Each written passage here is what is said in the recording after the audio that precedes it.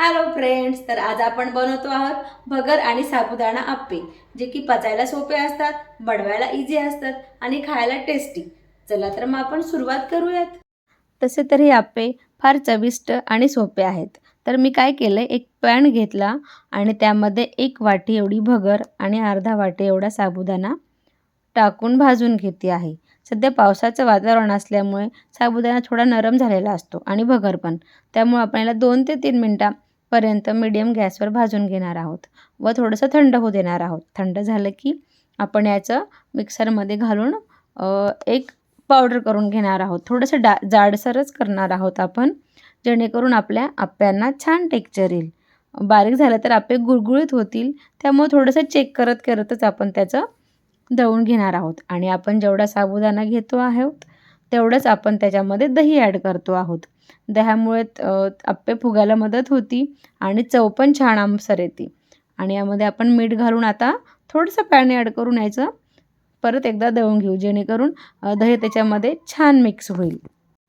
आता आपण हे बॅटर एका भांड्यामध्ये काढून घेऊया व गरजेनुसार थोडं थोडं पाणी ॲड करूया, जेणेकरून आपलं बॅटर जास्त पातळही होणार नाही आणि घट्टही नाही. आता आपण याला 10 मिनटं असंच ठेवणार आहोत. तोपर्यंत आपण चटणी करून घेऊया. त्यासाठी मी 1 वाटी शेंगदाणे घेतलेत, ते आपण छान खरपूस भाजून घेऊयात. शेंगदाणे भाजून झाले की त्याची मी साल काढून घेते थोडी थोडी.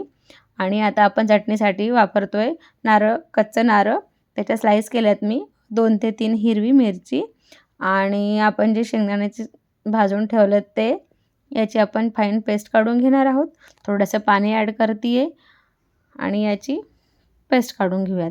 पेस्ट काढून झाली की यामध्ये थोडंसं मीठ ॲड करणार आहोत आणि गरजेनुसार पाणी पण ॲड करणार आहोत, आपल्याला जितकं पातळ हवे त्यानुसार.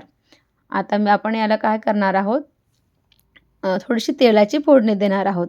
आपण साधंच रिफाईंड ऑइल वापरतो आहे, जेणेकरून उग्र वास येणार नाही असं.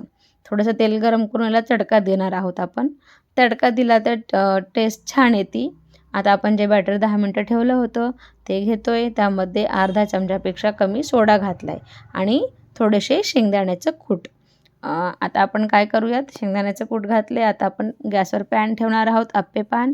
त्याच्यामध्ये गरजेनुसार थोडं थोडं ऑइल टाकून घेऊयात आणि स्प्रेड करून घेऊयात. पॅन गरम झाला, मीडियम गरम झाला की त्यामध्ये आपण आप्पे 1 बाय 1 असे टाकणार आहोत.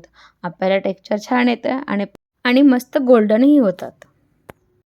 असं 1 बाय 1 आपण आप्याचं बॅटर टाकून घेऊयात व त्यावर 2 ते 3 मिनटं झाकण ठेवून आपण त्याला वाफावू देणार आहोत. अगदी 2 ते 3 मिनटं झाल्यानंतर आपण यांना टर्न करणार आहोत, जेणे की थोडे थोडे गोल्डन झाले की आपण टर्न करू. कारण की आप्पे आपण पूर्ण झाल्यावर टर्न केले तर त्याच्या एका बाजूने चपटे होतात आणि जर आपण अर्धवटच त्यांना टर्न केलं तर त्यांचा खालून पण गोलसर असा आकार येतो. आणि बघा छान झालेत. आपण आता परत याला परत 5 ते 7 मिनटं ठेवूयात आणि नंतर काढून घेणार आहोत. आता आपण उरलेलं जे बॅटर आहे त्याचे पण असे 1 बाय 1 बॅटर टाकून आप्पे करून घेणार आहोत आणि ते पण 5 ते 7 मिनटं करून घेणार आहोत.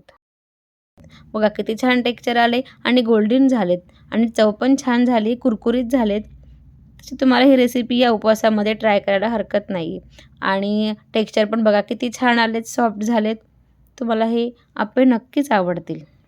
व्हिडिओ आवडला असेल तर लाईक, सबस्क्राईब आणि शेअर अवश्य कराल आणि कमेंट्स पण देसाल. व्हिडिओ बघितल्याबद्दल धन्यवाद.